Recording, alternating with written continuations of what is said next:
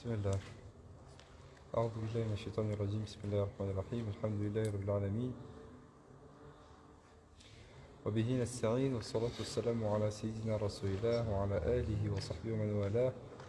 اللهم صل على سيدنا محمد وعلى آل سيدنا محمد كما صليت على سيدنا إبراهيم وعلى آل سيدنا إبراهيم. اللهم بارك على سيدنا محمد وعلى آل سيدنا محمد كما باركت على سيدنا إبراهيم وعلى آل سيدنا إبراهيم في العالمين إنك حميد مجيد. وصل على سيدنا محمد كما يليق بجلاله عندك يا رب العالمين. اللهم علمنا ما ينفعنا وانفعنا بما علمتنا وزدنا علما مباركا يا رب العالمين. اللهم إنا نسألك العلم والإيمان والعمل. اللهم أعنا على ذكرك وشكرك وحسن عبادتك. اللهم أرنا الحق حقا وارزقنا اتباعه، وأرنا الباطل باطلا وارزقنا اجتنابه يا رب العالمين. وصلي وسلم وبارك على سيدنا محمد وعلى آله وصحبه أجمعين والحمد لله رب العالمين. Tu vas s'il te plaît dans le secrétariat, à l'ordinateur, tu peux faire un tableau rapide, t'en fais un, de présence. Tu l'imprimes et tu pars avec. Non, tu l'imprimes et tu pars avec. Tu m'amènes juste la clé après en partant. Tu connais le code pour imprimer? C'est 2 et 1092. 2 en haut, 1092 en bas. Oui. 2 en haut et 1092 en bas.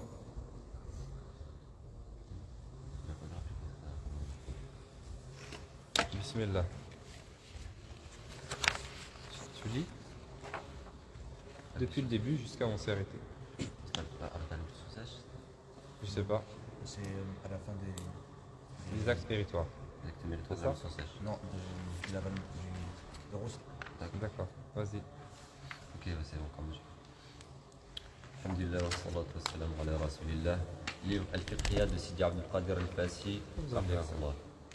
Hein? Si, vas-y, lis. Je lis tout du début ou pas? Tfadal. Ok. Bismillah. Au nom d'Allah, le très miséricordieux, le tout miséricordieux, et que la prière et le salut d'Allah soient sur notre maître, Muhammad sallallahu alayhi wa sallam, ainsi que sur sa famille et sur ses compagnons. Le shirk, imam, savant, sans pareil, Sidi Abdul Qadir Al-Fassi, Sidi Ali, Sidi Yusuf Al-Fassi, qu'Allah nous fasse profiter de Haji. La louange appartient à Allah comme elle doit l'être, et que la prière d'Allah soit sur notre prophète Mohammed, son serviteur et son prophète et serviteur. La purification. La purification des impuretés sur le vêtement, le corps et l'endroit, ainsi que la petite et la grande purification, ne sont valides qu'avec l'eau pure, dont la couleur, le goût et l'odeur n'ont pas été altérés, et qui est restée à son état originel. Si elle est altérée par une impureté, elle perd son caractère pur et ne peut être plus utilisée pour quoi que ce soit. En revanche, si elle est altérée par une chose pure, elle peut être utilisée pour les tâches du quotidien, mais pas pour les adorations, sauf s'il s'agit d'une chose qui la constitue comme l'ocre, la terre et le sable. Les obligations de l'ablution sont 7 éléments. Premièrement, émettre l'intention. Ensuite, la friction, l'instantanéité, c'est-à-dire de ne pas se relâcher et de ne pas laisser un long instant entre le lavage des membres. Le lavage du visage, le lavage des 2 mains jusqu'au coude, l'essuage de la tête, le lavage des 2 pieds jusqu'aux chevilles. Ces sunnahs sont 8 éléments. Le lavage des mains jusqu'au poignet au début de l'ablution. Le gargarisme, c'est le fait de rincer la bouche en faisant circuler l'eau de la joue droite à la gauche. L'inspiration avec l'eau dans le nez et l'expiration encore avec l'eau dans le nez. Le retour de l'essuyage de la tête. L'essuyage des oreilles en extérieur. Écrit encore. C'est toi qui as dit encore. Ah ouais, avec dans le nez. Attention, tu ajoutes quelque chose dans la riwaya. Lis, c'est écrit. L'expiration avec l'eau dans le nez. Le retour de l'essuyage de la tête. L'essuyage des oreilles en extérieur et en intérieur. Renouveler l'eau pour l'essuyage des 2 oreilles. L'accomplissement de ses obligations dans leur ordre. Ces actes méritoires sont 11 éléments. Être dans un endroit pur. Utiliser peu d'eau. Le fait de commencer par le lavage des membres de droite avant ceux de gauche. Le fait que l'ustensile utilisé soit mis à droite s'il a une grande ouverture. Le fait de commencer lors de l'essuyage de la tête par son devant. Le 2e et le 3e lavage des membres concernés. L'accomplissement de ces sunnahs dans leur ordre. L'accomplissement des obligations et des sunnahs confondus dans le bon ordre. L'utilisation du bâton d'arak, siwak, même avec le doigt. Prononcer le nom d'Allah et frotter l'espace entre les orteils. Il est détestable pour l'essuyage d'aller au-delà d'une seule et unique fois. De même pour le lavage des membres, il est détestable, voire interdit, conformément à la divergence sur cette question, d'ajouter une 4e fois. Les annulatifs de l'ablution sont l'urine, les flatulences, l'incontinence, si son interruption est supérieure à sa venue, si elle est rare, les selles, le sommeil profond, le liquide de post-urinaire. Il s'agit d'un liquide épais qui sort après l'urine. Le liquide prostatique ou préséminal, c'est celui qui sort lors des préliminaires ou de la pensée érotique. L'ivresse, la perte de la raison par la folie ou autre. Les caresses, le baiser, comme les caresses, si on en éprouve un plaisir qu'il soit voulu ou pas. De même si on recherche le plaisir qu'on l'éprouve ou pas. Le toucher de la verge, la doute sur l'état d'impureté et l'apostasie. Les obligations du bain rituel. Émettre l'intention, l'instantanéité, le frottement des cheveux, et il n'est pas obligatoire de les défaire s'ils sont tressés sans fil. Il suffira de les presser avec les mains. La friction, même si après avoir versé l'eau avec les mains, un chiffon ou à l'aide d'une autre personne, si toute là est impossible, alors elle n'incombe plus.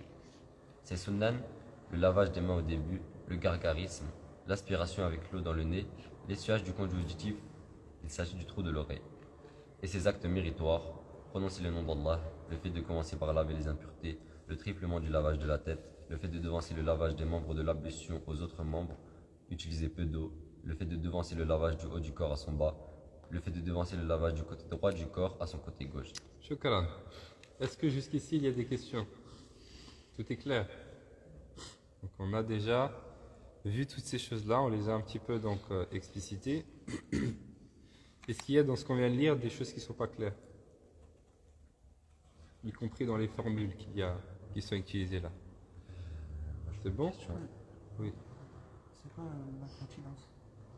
L'incontinence, en arabe, ça s'appelle as-salas. L'incontinence, c'est ce par quoi est touchée la personne qui ne parvient pas à se contenir. Donc, il y a différentes sortes d'incontinence. Il y a l'incontinence, par exemple, de l'urine. Il y a des personnes qui ont très souvent des gouttes d'urine qui sortent sans qu'elles ne puissent le contrôler. Donc, elles n'arrivent pas à se contenir. C'est une maladie. Ok? Et ça peut être d'incontinence d'autres choses également. Est-ce que c'est clair? Donc l'incontinence, c'est une chose qui annule l'ablution uniquement si l'interruption, comme je l'ai écrit là, est supérieure à sa venue. C'est-à-dire que c'est une chose qui annule l'ablution si uniquement ce n'est pas la majorité du temps. En revanche, si c'est la majorité du temps, donc il n'y a pas, on considère que ça n'annule pas les ablutions parce qu'il n'y a pas d'utilité à refaire les ablutions, si c'est la majorité du temps, tout le temps. Je vais faire les ablutions tous les 5 minutes, dans tous les cas, je vais en avoir encore des incontinences. C'est clair? Oui. C'est la question. Hein? C'était ça la question. C'est la même question, d'accord? Si c'est égal au temps. Si c'est égal le temps, ce sera recommandé de faire les ablutions. 3 quarts. C'est bon? Tout est clair à part ça? On avance. Les ablutions, Ça, on a fait aussi. les obligations, les ablutions, les sunan, et les choses qui sont méritoires. On ne revient pas là-dessus. Alors, Inch'Allah, on avance. Alors, on a vu les ablutions et les grandes ablutions aussi. Les grandes ablutions, ce qu'on a vu là-dessus aussi, c'est clair? Il n'y a rien à ajouter. D'accord. Une personne nous fait l'ablution en vitesse? Vas-y. Vite, vite, sans trop réfléchir et sans trop rentrer dans les détails. Explique à haute voix comment tu fais l'ablution en respectant toutes ces choses-là. Bismillah. L'ablution normale, enfin petite. Ouais, ok. Donc on émet l'intention de faire l'ablution. On va d'abord se laver les mains jusqu'au poignet. En disant Bismillah. Ouais, en disant Bismillah, ouais. On va se laver les mains jusqu'au poignet, sans oublier de se frotter les ongles entre les doigts. Ensuite, on va se laver. Et la paume. Ouais, la paume. On va gargariser. Donc de la joue droite jusqu'à la joue gauche. On va ensuite inspirer l'eau par le nez. Combien de fois tout ça? 3 fois. On va inspirer par le nez l'eau et l'expirer, donc 3 fois. Donc inspirer avec la main droite, expirer avec la main gauche. Ensuite on va se laver le visage 3 fois. Donc du haut du front jusqu'au bas du menton et au niveau des lobes des oreilles. Et si on a une barbe qui est légère, on doit frotter. Et si elle est épaisse, légère de telle sorte à ce qu'on voit un petit peu, est-ce qu'on voit la peau quoi. Et si elle est Légère. légère, ouais. Ouais, légère. Légère. Voilà. Et si elle est épaisse, ben, on passe juste l'eau dessus. Ensuite, on se lave les avant-bras, donc de la main jusqu'au coude, en dépassant un petit peu, sans oublier les plis intérieurs. Donc 3 fois l'avant-bras droit, ensuite 3 fois l'avant-bras gauche. Ensuite, on se frotte Donc un aller-retour la tête, donc du début des cheveux jusqu'à la nuque. Ensuite, En veillant à ce que la main atteigne la totalité de la tête, bien sûr, pour l'homme en tout cas. ensuite donc on renouvelle l'eau pour se frotter les oreilles, donc en commençant par l'intérieur et en finissant par l'extérieur. Et ensuite, on se lave les pieds. Donc, on se lave les pieds jusqu'aux chevilles, sans oublier de se frotter donc, entre les doigts de pied. Et bon, ça c'est une recommandation. C'est Et, pour ça qu'il faut le faire. Oui, aussi, ouais. Mhm. Et sans oublier donc l'instantanéité et le frottement pour Très les bien. membres qui sont lavés. Et pour les pieds, donc aussi de droite à gauche, et en commençant par le talon, mais on commence par le devant. Donc en commençant par devant à droite, et en allant vers la gauche et vers derrière. On ne plie pas aussi la face planaire du pied. Et on monte jusqu'à la cheville. D'accord, barakallahu fik. Et ensuite, donc pour les grandes ablutions, on lit juste les quelques détails qui ont été ajoutés, parce qu'on avait aussi lu ça la semaine dernière. Bismillah. Il est obligatoire d'inspecter les endroits dissimulés comme les aisselles, le nombril, le pli interfessier, le dessous des genoux, le bas des jambes et le haut des cuisses suivant le ventre. La personne commence par laver sa partie intime, puis évite après cela pendant son lavage de la toucher avec la paume de sa main, ses doigts ou leur côté, auquel cas la petite ablution s'annulera et il faudra donc la refaire. Si elle trouve sur son vêtement une goutte et doute qu'elle soit du sperme ou autre, il lui est obligatoire de faire le bain rituel, puis de refaire les prières effectuées depuis son dernier sommeil. Le bain rituel est obligatoire lors de l'interruption du sang des menstrués et des lochis, lors de la disparition du gland qui est la tête de la verge dans la vulve, même s'il n'y a pas d'éjaculation, ainsi que lors de la sortie du liquide pendant le sommeil ou l'éveil de l'homme ou de la femme. La personne qui a eu une pollution nocturne et pour laquelle aucun liquide n'est sorti n'a pas de bain rituel à faire. Shukran. Alors, on avait lu les 1, 2, 3, les 3 premiers paragraphes. Et il nous reste juste donc les 2 derniers paragraphes, c'est ça, hein? C'est ça? Oui. Alors, j'en ai plus. Là. Donc, on en imprimera, Inch'Allah, des nouveaux. Je l'ai mis dans les groupes, non? Le document? Non, Non? Ah bon? je peux regarder si tu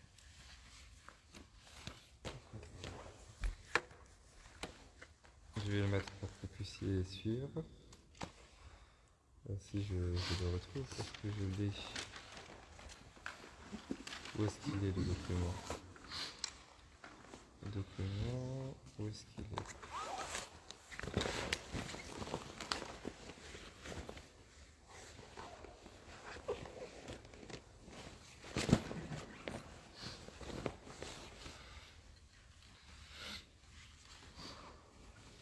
Je suis pas sûr que c'est la bonne version que j'ai là, donc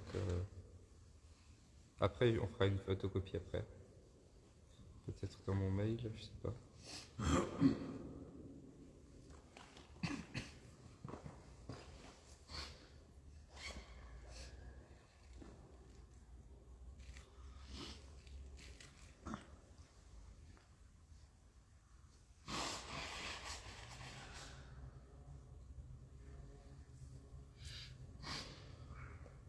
Ok, je l'ai là.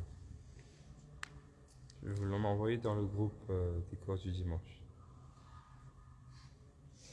Juste, il faut pas le diffuser. C'est pourquoi je l'avais pas envoyé, je pense.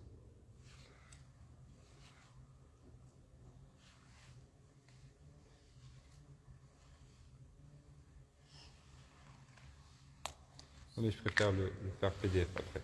Je fais un PDF. On va faire des photocopies après, c'est mieux. Oui. Oui, alors ça, je reviens dessus maintenant. Donc, dans ces 3 paragraphes, donc, on a ajouté simplement le fait de ne pas oublier d'inspecter tous les endroits dissimulés, comme on le voit dans le premier paragraphe qui suit, qui précise un peu les choses. Donc, les endroits dissimulés pendant le roussel, puisque parmi les obligations du roussel, comme on l'a vu, c'est le fait que la friction de la totalité du corps, donc y compris donc, la totalité des surfaces externes du corps pendant les grandes ablutions, donc y compris les endroits qui sont dissimulés qu'on peut oublier, comme sous les aisselles, comme le nombril, comme le pli interfessier, comme le dessous des genoux également, le bas des jambes et le haut des cuisses, suivant le ventre. On avait expliqué la semaine dernière que c'était l'aine, qui sont sur qui est sur les côtés. Et on avait vu que la personne commence par donc laver par ses parties intimes. Donc on a dit au fait la totalité de l'endroit qu'il y a entre les genoux et le nombril. On commence par laver cette partie-là. Et ensuite on va éviter très simplement de toucher ses parties intimes pendant le lavage. Et si jamais, et ça concerne uniquement l'homme, uniquement pour l'homme, si jamais il arrive que pendant ces grandes ablutions, il touche sa verge avec la paume de sa main, cette partie-là, ou bien les doigts, ou bien les côtés des doigts, alors sa petite ablution s'annulera, et à la fin de sa grande ablution, il va devoir refaire sa petite ablution. De même, donc, il nous dit dans le 3e paragraphe, si cette personne-là trouve à un moment donné sur son vêtement une goutte, et elle ne sait pas ce que c'est, et elle doute que ce soit du liquide séminal, pour l'homme le sperme, c'est un doute, ou autre, eh bien, il va lui être obligatoire de refaire le bain rituel, de refaire le rousse, puisque lorsque le liquide séminal sort, il faut refaire le bain rituel, le rousse. Et puis, il va lui être obligatoire de refaire toutes les prières qui ont été faites depuis le dernier sommeil. On a expliqué pourquoi. Parce que très simplement, cette personne a un liquide, une goutte, et elle pense que c'est du liquide séminal, enfin, c'est probable, et elle ne sait pas d'où ça vient, comment c'est sorti. Donc, très probablement que c'est sorti pendant son sommeil. Et donc, on va lui demander de refaire toutes les prières qui ont été accomplies depuis le dernier sommeil. C'est clair ? J'avais donné l'exemple la semaine dernière, par exemple, la personne qui, je ne sais plus ce que j'avais donné comme exemple, mais si on a une personne qui fait, par exemple, l'Asr, qui dort après l'Asr, donc il dort après l'Asr, c'est déconseillé. La personne fait le Dhuhr et puis elle fait une qayloula, elle fait une sieste après le Dhuhr. Donc elle dort après le Dhuhr. Ensuite elle fait l'Asr, le Maghrib, l'Isha, et puis voilà. Et puis l'Isha, elle se rend compte qu'elle a une goutte sur elle, et elle a un doute, peut-être que c'est du liquide séminal. Donc là, on va lui dire, elle refait le bain rituel, elle fait le rousse, les grandes ablutions, et elle refait toutes les prières qu'elle a faites depuis son dernier sommeil, donc depuis après le Dhuhr. Donc elle va le refaire, l'Isha, le Maghrib et l'Asr, tout simplement. C'est clair ? Est-ce que c'est clair maintenant ? Voilà. D'autres précisions qu'il nous apporte, il nous dit le bain rituel est obligatoire. Donc là, il nous parle en fait des annulatifs de l'ablution, de la grande ablution.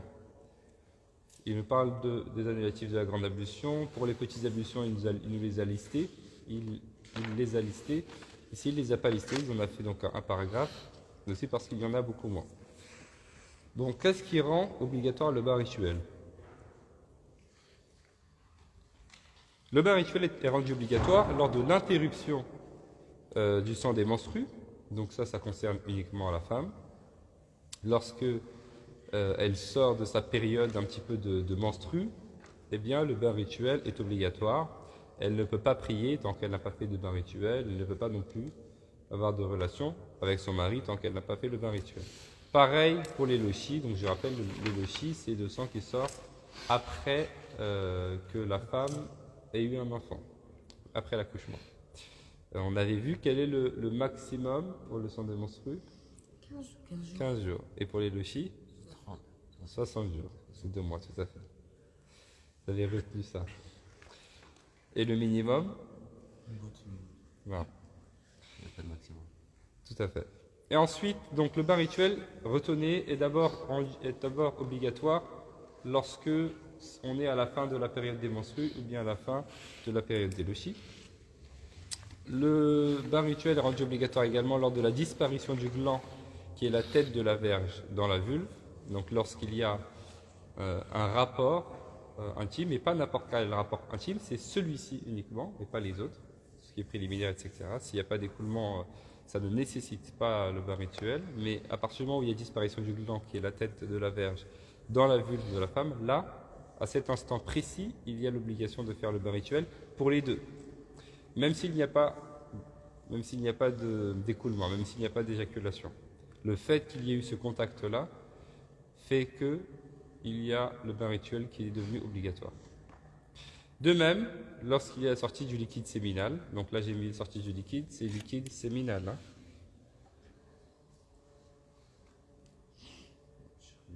Oui.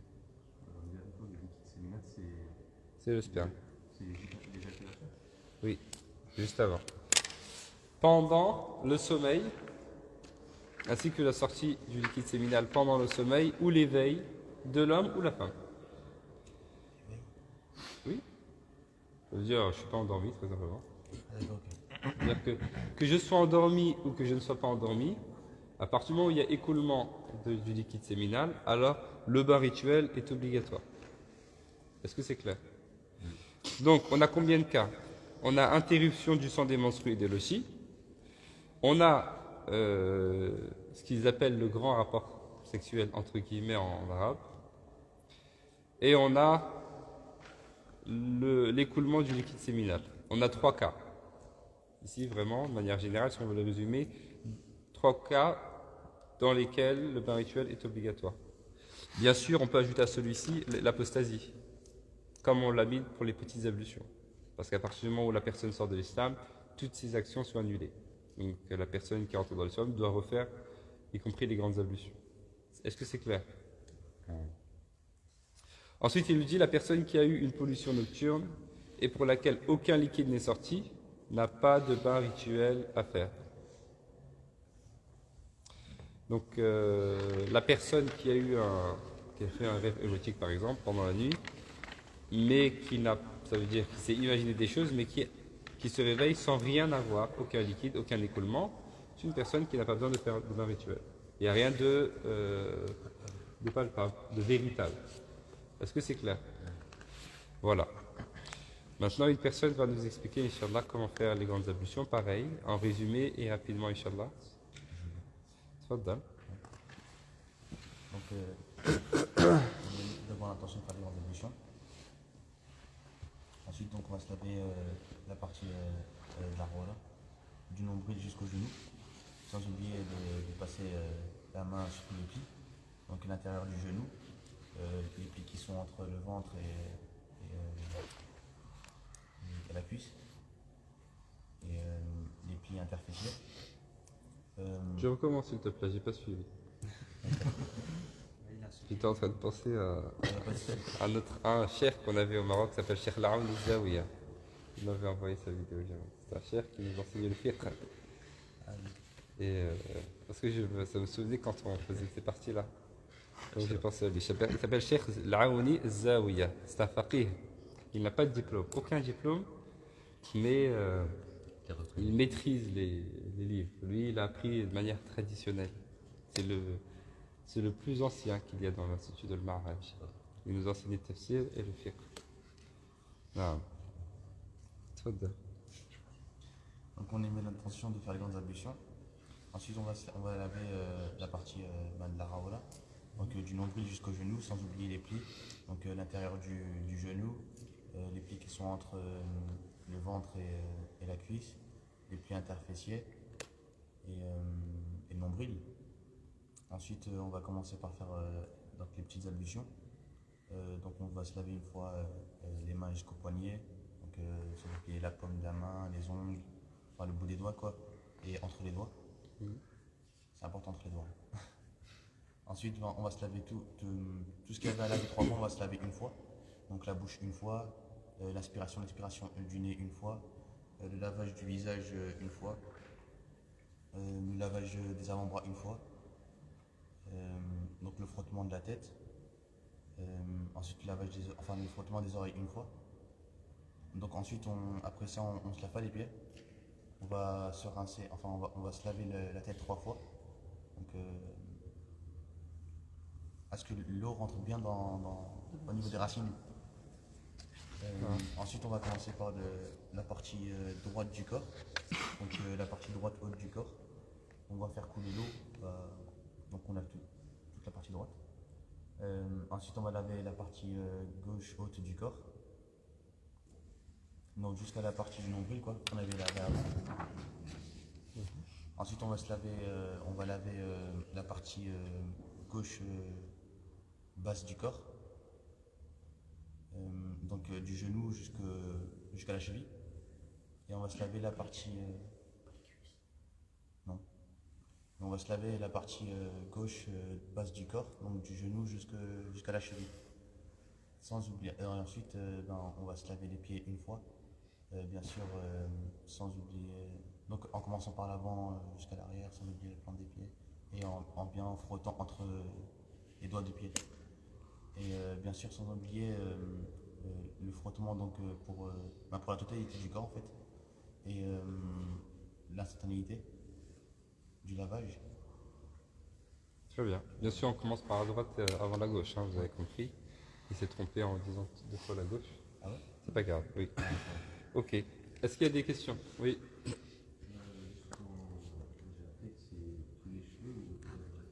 Non, c'est juste les cheveux. Faire parvenir l'eau au cuir chevelu. Oui, La première étape, c'est de laver d'abord du nombril jusqu'au genou. c'est ça. Après, on commence. Avec les parties intimes, c'est ça. Et du coup, après, on commence les petites ablutions en une unité. Mhm, Après, on fait les grandes ablutions. c'est ça. Oui. Le cou, Avec la tête. quand on fait la tête, ok, ça veut dire qu'on fait les. Quand on fait nos parties intimes, ensuite on va laver les membres des petites ablutions une fois, la tête, et une fois qu'on fait la tête, on descend. C'est ce qu'on va faire. On fait la tête, donc les cheveux. Ensuite, on va faire le visage, le cou. Ensuite, le côté droit, le côté gauche, côté droit, côté gauche en gauche. C'est clair? Le visage, c'est le Oui. Ensuite, oui. C'est à quel moment qu'on doit laver le dos? Ben, au moment où je fais cette partie-là. Ok. Une fois que j'ai fait mes cheveux 3 fois, je fais donc mon visage, mon cou, et je fais cette partie-là. Donc je vais faire d'abord à droite, et ensuite à gauche, y compris le dos. Et ensuite je fais en bas. Oui. D'abord, on fait à droite pour la droite, à droite derrière. Et Oui, après, je fais à droite devant et derrière, et ensuite à gauche devant et derrière. Oui. J'ai pas compris le visage pour le refaire. Vu qu'on l'avait déjà fait dans Oui, bien sûr, on refait tout. On commence par les membres de la petite ablution, et après on refrotte tout. Bien sûr.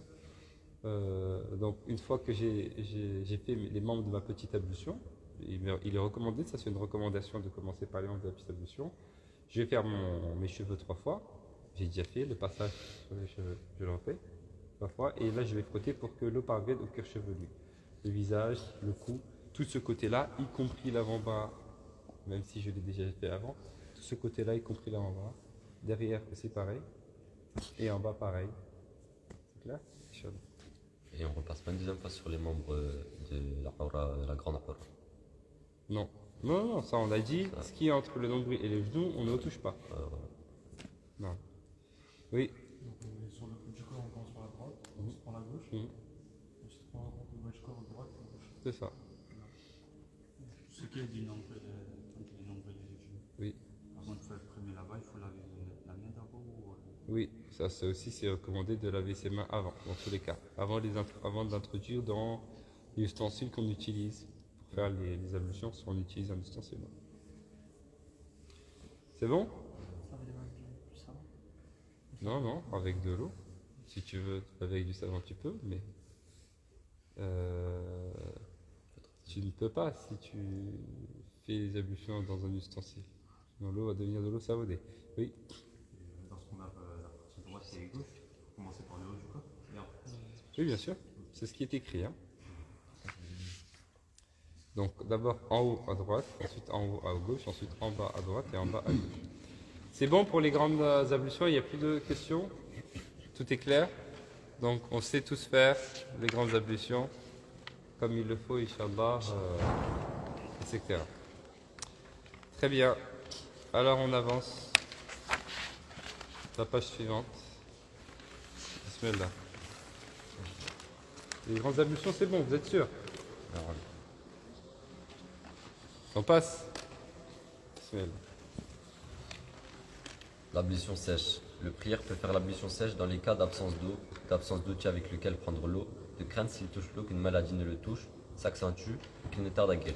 Donc là, il commence un petit peu par nous expliciter quels sont les cas dans lesquels il est autorisé pour nous de faire l'ablution sèche. L'ablution sèche, comment on appelle ça en arabe? At-tayammum. At-tayammum. Effectivement, notez-le. At-tayammum, c'est l'ablution sèche. Ablution sèche qui est le terme, voilà, qui est un peu plus valide que purification sèche, parce que, comme on ne cesse de le dire, at-tayammum, ce n'est pas une purification, parce que la purification, elle ne s'obtient qu'uniquement qu'avec de l'eau. Donc, tayammum, ce n'est pas une purification, c'est une rukhsa, c'est Interrogation. une dérogation, c'est une chose qui rend autorisé ce qui était interdit sans, très simplement. Donc il nous dit le prière peut faire l'ablution sèche, at-tayammum, dans les cas d'absence d'eau. Je n'ai pas d'eau, qu'est-ce que je fais? Je fais les ablutions sans eau, très simplement. Donc, absence d'eau, adam al-ma, ou bien absence d'outils avec lequel prendre de l'eau. Je peux avoir de l'eau à ma disposition, mais ne pas avoir d'outils nécessaires à la prise de l'eau. Donc c'est comme si j'avais pas l'eau, c'est exactement la même chose. Ou bien de crainte. Qu'est-ce que ça veut dire de crainte? C'est-à-dire que il y a de l'eau, effectivement, il y a de l'eau, mais comment dire, il y a un souci, je n'ai pas, pardon, ça me perturbe, la porte, je n'ai pas la possibilité d'avoir accès à cette eau-là. Ok? Par exemple, si je vous dis il y a un lac et puis il y a un lion qui rôde là-bas, si je vais me rapprocher, il risque de me dévorer tout cru. Donc je ne peux pas, c'est clair? Je crains. Ou bien sur le chemin où il y a de l'eau, il y a par exemple des brigands, des voleurs. Ok? La crainte, très simplement. Donc, l'absence d'eau ou bien la crainte. Et cette crainte-là, elle est de différentes sortes. On peut résumer en fait les causes de tayammum en deux. L'absence d'eau ou bien la crainte. Qu'est-ce qu'il nous dit Ibn Rashad là-dessus? Voilà. فصل لخوف ضر أو عدم ماء. الخوف أو خوف أو عدم الماء. Il dit فصل لخوف ضر, pour la personne qui craint un préjudice. Ce préjudice-là, ça peut être un préjudice véritable, physique, on peut l'attaquer, etc. Comme ça peut être un préjudice par rapport à sa santé. Ici, par exemple, il nous dit de craindre, s'il touche l'eau, qu'une maladie ne le touche, ou s'accentue, ou qu'il ne tarde à guérir. Donc, trois cas. La personne, elle peut avoir peur, en utilisant cette eau-là, de tomber malade. Je sais pas, si c'est une eau, par exemple, qui est très, très, très froide, par exemple. Ou bien, si cette personne est déjà malade, elle a quelque chose, et elle sait que si elle utilise l'eau, sa maladie va s'accentuer, okay, elle va être encore plus malade. Ou bien, cette personne est malade et elle sait que si elle utilise l'eau, même si sa maladie ne va pas s'accentuer, sa maladie va tarder à guérir. Ce cas-là va tarder à guérir. Ces trois cas-là sont des cas qui sont acceptés pour faire at-tayammum. C'est clair? Ou bien le fait, comme j'ai dit, de ne pas avoir d'eau, ou bien de ne pas avoir assez d'eau aussi. Je peux avoir de l'eau, mais peut-être que j'en ai pas assez. Peut-être que j'ai assez d'eau peut-être pour boire. J'ai de l'eau qui est nécessaire pour être bu, par exemple. J'en ai pas assez pour faire les ablutions avec. Pareil, c'est la même chose. Oui. Elle se divise en deux. Quelqu'un va enlever le fil pour qu'il puisse entrer.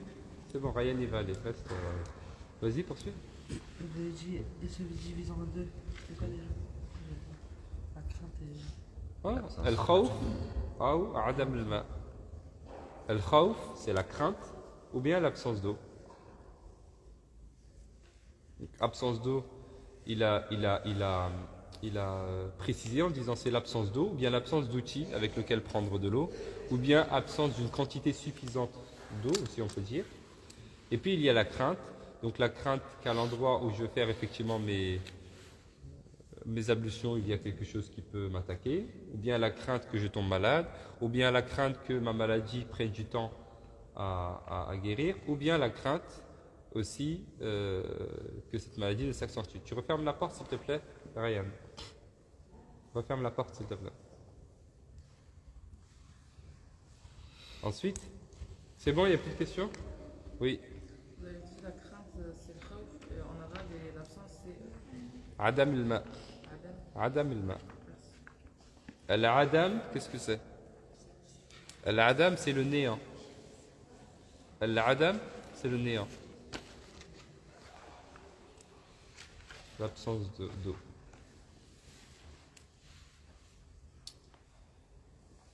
On poursuit. Ensuite, paragraphe suivant. Il ne peut prier avec une ablution sèche qu'une seule prière obligatoire et doit la refaire pour pouvoir en prier une autre. Donc, lorsque je fais tayammum, l'ablution sèche, je ne peux pas faire 2 prières obligatoires de suite. Alors, je suis obligé, si je veux faire 2 prières obligatoires, de refaire l'ablution pour la 2e prière obligatoire. C'est clair?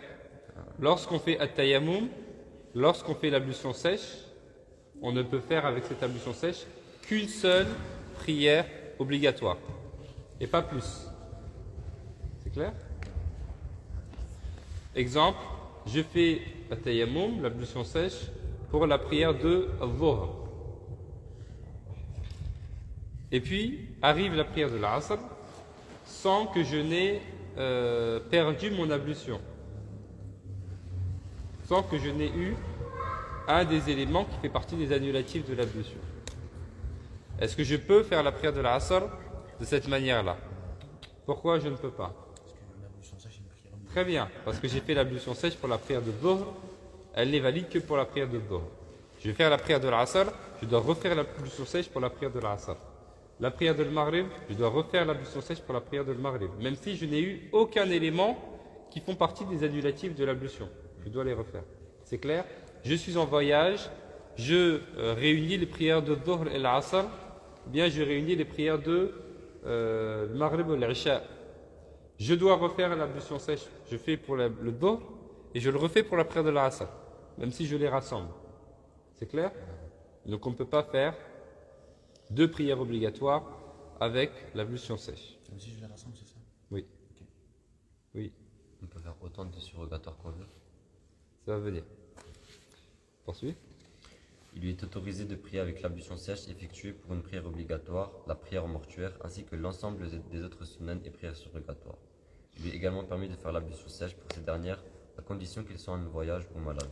Alors, il nous dit donc qu'il est également autorisé de faire avec l'ablution sèche, à la suite de la prière obligatoire, la prière mortuaire. Après la prière Dhuhr, okay, souvent il peut y avoir des prières mortuaires, après la prière Dhuhr notamment. Et donc la prière mortuaire, normalement, c'est une obligation collective, n'est-ce pas? Fard kifaya. On en a déjà parlé, ça va venir aussi après. Hein. C'est une obligation collective, mais s'il y a plusieurs personnes, ça devient une chose un peu recommandée pour moi. Okay? Puisque c'est une obligation collective, à partir du moment où il y a une certaine personne qui peut le faire, je le fais, je suis récompensé pour cela. Donc, il nous dit, il est possible, voilà, à la suite de la prière de Dhuhr, il y a une prière mortuaire qui suit. Après ma prière de Dhuhr, je puis, tout de suite après, la faire suivre de la prière mortuaire sans avoir besoin de refaire la tayammum, sans avoir besoin de refaire l'ablution sèche. Ainsi que les autres sunan et prières surérogatoires, mais autres sunan et prières obligatoires qui sont liées à la prière. C'est-à-dire, al-rawatib. Qu'est-ce que c'est al-rawatib? Non? Ce sont des prières surrogatoires qui s'effectuent dans le temps de la prière. Alors, ce Avant sont et les après. prières surrogatoires qui sont liées à la prière obligatoire. Par exemple, les 2 raka'at avant le Dhuhr. 4 rak'at avant le dhuhr, 4 rak'at après le dhuhr, 4 rak'at avant l'asr, etc. C'est ce qu'on appelle al-rawatib. Donc pour ces rawatib-là, ces prières qui sont liées aux prières obligatoires, on peut les faire avec le même tayammum. Exemple, je fais tayammum pour la prière dhuhr, je peux après la prière de dhuhr faire 2 rak'at ou bien 4 rak'at avec ce même tayammum. Je peux lire le Coran tant que je le fais tout de suite après la prière de dhuhr. On considère que c'est lié. Cet acte surrogatoire est lié à la prière obligatoire à dhuhr. Mais certains ajoutent la condition que ce soit dans le temps de la prière. Naam. Faire tayammum, juste pour reprendre. Tayammum. Tayammum, juste pour prendre le Coran. Oui, ça va venir. Ça vient juste après. Attends. Voilà. Et il est également autorisé, Sophie, ça vient juste après, il est également autorisé de faire tayammum, comme il nous l'a dit, c'est la dernière phrase. Il est autorisé de faire tayammum également ibtida'an pour ses sunan et pour ses prières surérogatoires, mais à condition que la personne soit est malade, soit elle est en voyage.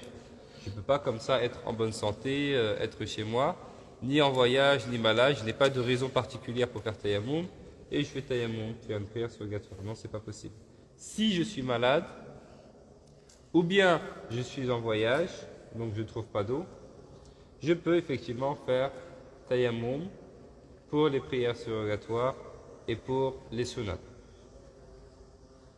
En revanche, poursuit. En revanche, s'il est résident en bonne santé et Donc le contraire du voyageur et de la personne malade. Ni je suis malade, ni je suis voyageur, je suis chez moi. et n'a pas d'eau, il ne fait pas l'ablution sèche pour la prière mortuaire, sauf si elle est lui personnellement obligatoire. Voilà. Donc dans le cas où la prière mortuaire, c'est une recommandation, hein, c'est juste une nafila pour moi. Pourquoi? Parce qu'il y a d'autres personnes qui font la prière mortuaire. S'il y a d'autres personnes qui le font, c'est plus obligatoire pour moi. C'est une obligation collective. À partir du moment où il y a certaines personnes qui le font, c'est plus obligatoire pour moi. Donc ça devient une chose surérogatoire.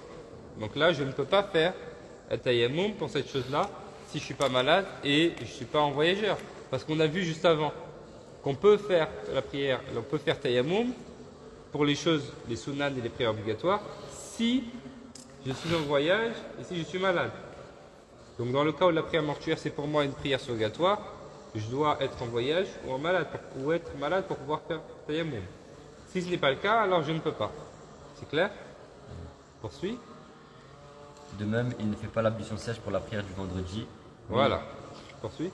Mais il l'a fait pour les autres prières obligatoires. Alors, on ne fait pas l'ablution sèche pour la prière du vendredi. Ça, c'est une divergence, c'est un point de divergence chez les fuqaha, chez nos savants. Pourquoi? La divergence là-dessus est basée sur la question suivante.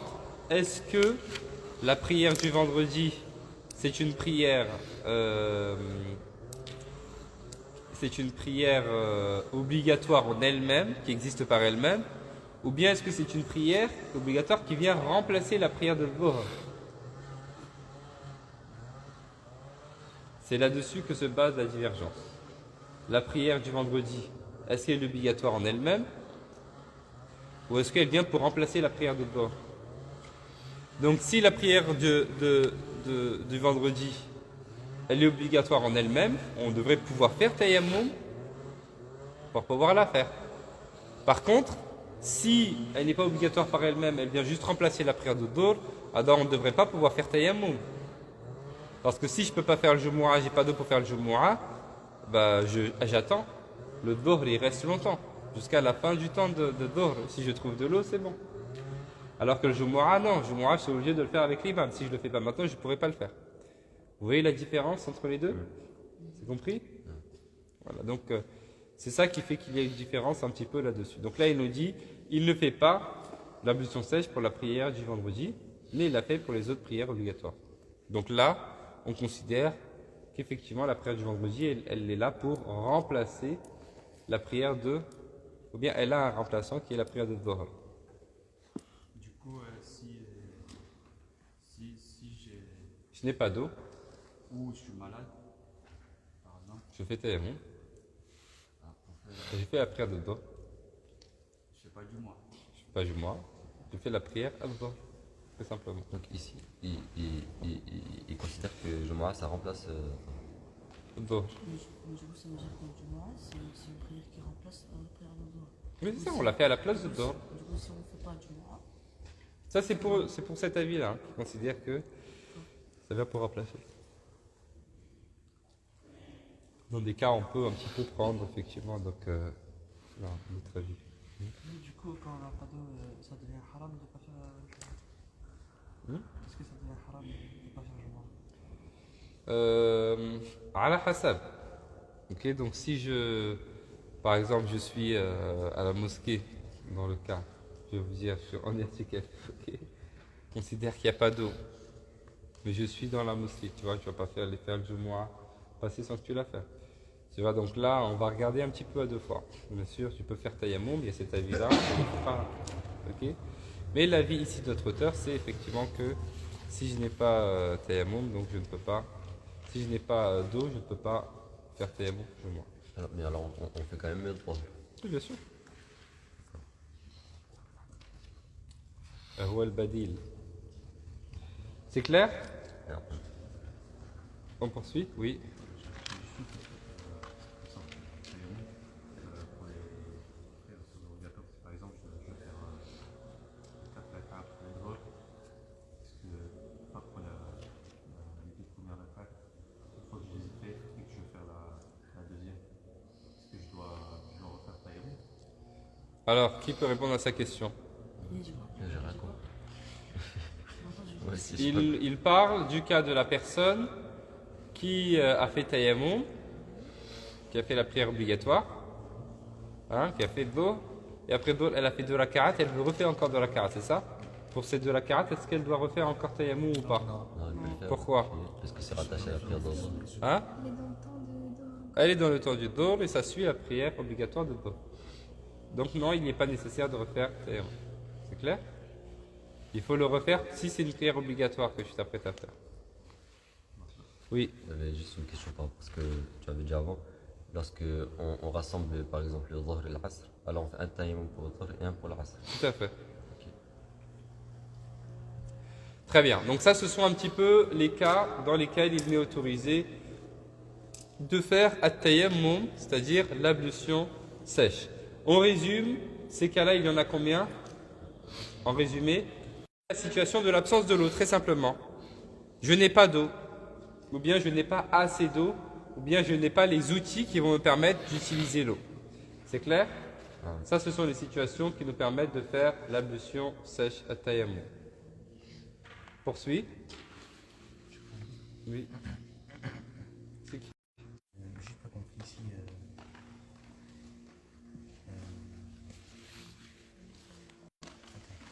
Ouais, lui également permis de faire l'ablution sèche pour ces derniers, à condition qu'ils soient en voyage ou malade. Oui, pour les prières surrogatoires. C'est ce qui est écrit juste avant. C'est-à-dire que la personne qui est en voyage, qui ne trouve pas d'eau, ou bien qui est malade, peut faire l'ablution sèche, très simplement. On poursuit. Ensuite, donc, l'ablution sèche également a donc, comme vous le voyez, des obligations, des sunnahs et des actes méritoires. Les obligations, on en a déjà parlé, c'est ce qui permet, c'est ce qui constitue vraiment un petit peu l'entité de la chose, fondamentalement. C'est-à-dire que s'il manque un des éléments obligatoires, alors il manque l'ablution sèche. C'est clair? Bismillah. Ces obligations, l'essuyage du visage, l'essuyage des mains jusqu'au poignet, émettre une attention, poser les mains une première fois sur l'élément utilisé pour l'ablution sèche, l'instantanéité, utiliser un élément terrestre pur, ce peut être de la terre, du sable, des pierres, etc. Faire immédiatement suivre l'ablution sèche par la prière, accomplir l'ablution sèche qu'une fois que le temps de la prière est entré. Alors, les obligations de l'ablution sèche, at-tayammum.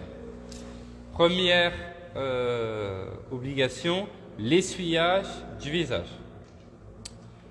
Remarquez qu'on ne parle pas là de lavage du visage, mais on parle bien d'essuyage du visage. Donc on ne va pas passer le main sur le visage de la même manière qu'on le fait pour les petites ablutions en frottant. Mais là, ça va être un passage un petit peu des mains sur le visage de manière légère, de manière très légère, parce qu'on parle de masah et non pas de ghasl. On parle d'essuyage et non pas de lavage.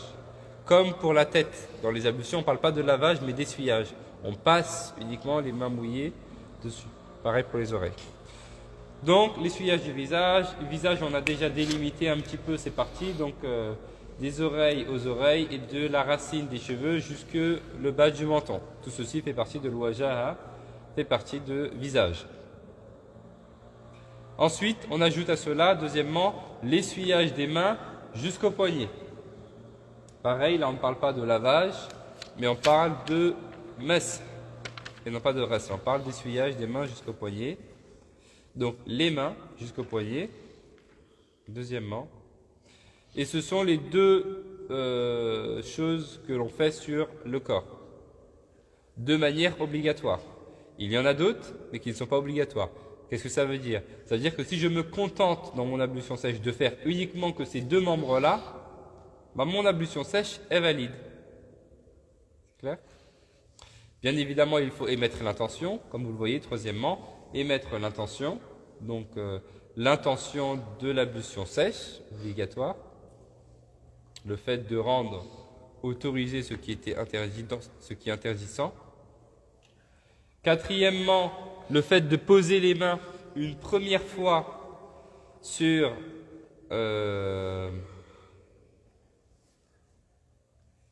l'élément utilisé pour l'ablution sèche. En arabe, on appelle ça darba. Donc, alors, darba, on ne peut pas comprendre, c'est frapper. Mais c'est, si vous voulez frapper, oui, voilà. Frapper, la chose qu'on utilise pour faire le tayammum. Donc, si c'est une pierre, le fait de taper la pierre, entre guillemets, le fait de poser les mains sur la pierre. Donc, le fait de poser les mains une première fois sur la chose qu'on utilise pour faire l'ablution sèche. Ok? Le fait de poser les mains dessus une première fois sur la chose qu'on utilise pour faire l'ablution sèche. Ça fait également partie des obligations. Oui. On est obligé de poser les deux mains dessus ou on peut faire une main après frotter? Donc si j'utilise mes deux mains pour faire mon ablution sèche, je pose les deux mains dessus. Si j'utilise les deux mains pour faire mon ablution sèche, il y a des personnes qui sont poussées à faire l'ablution sèche parce qu'ils ne peuvent pas utiliser justement les deux mains. Par exemple, peut-être parce qu'il manque une main. Oui. Et mettre l'intention. Oui. Pardon? Alors ça, c'est pas forcément dans l'ordre. Hein. C'est pas forcément dans l'ordre. Là, il nous liste juste les obligations. Bien évidemment, l'intention, c'est toujours au début des actes. Hein. Là, c'est pas forcément dans l'ordre. Là, il nous liste juste les obligations. Oui. Alors là, pour l'instant, on n'a pas parlé de nombre. Hein. Donc là, tout ce qu'il nous dit, c'est une seule fois. Jusqu'à ce que peut-être à un moment donné, il va nous dire 2 ou 3 fois, comme pour les ablutions. Et ici, il ne va pas nous le dire. Je vous spoil la suite. Ensuite, oui. Pardon? Pour l'instant, on ne parle pas d'ordre. Non. Ça va venir là, l'ordre. Ça fait partie des sunnas. Ensuite, on a donc, cinquièmement, l'instantanéité. Qu'est-ce que c'est que l'instantanéité? On en a déjà parlé. L'instantanéité, c'est le fait de faire les membres de l'ablution sèche les uns à la suite des autres sans coupure. Je ne vais pas vous dire sans que les membres sèchent, hein, parce que c'est l'ablution sèche. Et sans coupure. Okay, de sorte que, que ce soit rapide, quoi, voilà. Donc on les fait les uns après les autres sans coupure, ou bien sans coupure, voilà. Sixièmement, utiliser un élément terrestre pur. Que ce soit de la terre, que ce soit du sable, que ce soit des pierres, à partir du moment où c'est un élément pur qui sort de la terre, je peux l'utiliser. C'est un élément pur qui sort de la terre, je peux l'utiliser. Oui. Pourquoi alors on ne peut pas utiliser tout ce qui est végétaux? Je sais pas. Parce que ça vient pas de la terre, les végétaux, ça pousse. D'accord, c'est pas vraiment. La pierre, ça fait partie de la terre, le sable aussi, et la terre aussi. Ouais, okay. Mais les végétaux, ça en fait pas partie. Ouais, j'ai compris. Ça pousse à la surface de la terre, oui. Aussi de l'eau. Bah non, si t'as la neige, t'as de l'eau. Il suffit de. On l'a vu ça dans l'Akhdari, n'est-ce pas? Non. Il nous parle de l'eau, du fait de faire fondre l'eau, etc. Et est-ce que la neige, ça sort de la terre? Ça sort pas de la terre. Ça tombe d'en haut. N'est-ce pas? Mais sinon, de manière générale, donc, on peut utiliser donc, la terre, le sable, les pierres. Est-ce qu'on peut utiliser le bois? Le bois, non. Pourquoi?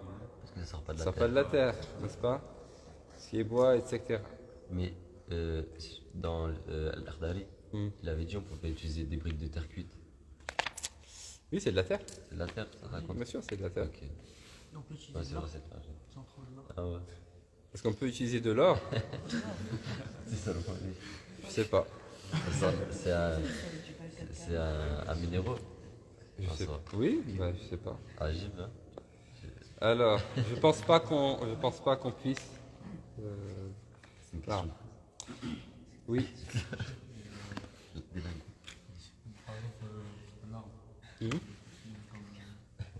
Non, l'arbre, on ne peut pas l'utiliser.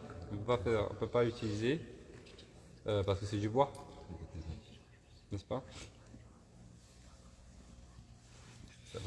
Tout ce qui est marbre, etc., tant que c'est à l'état naturel, on peut l'utiliser.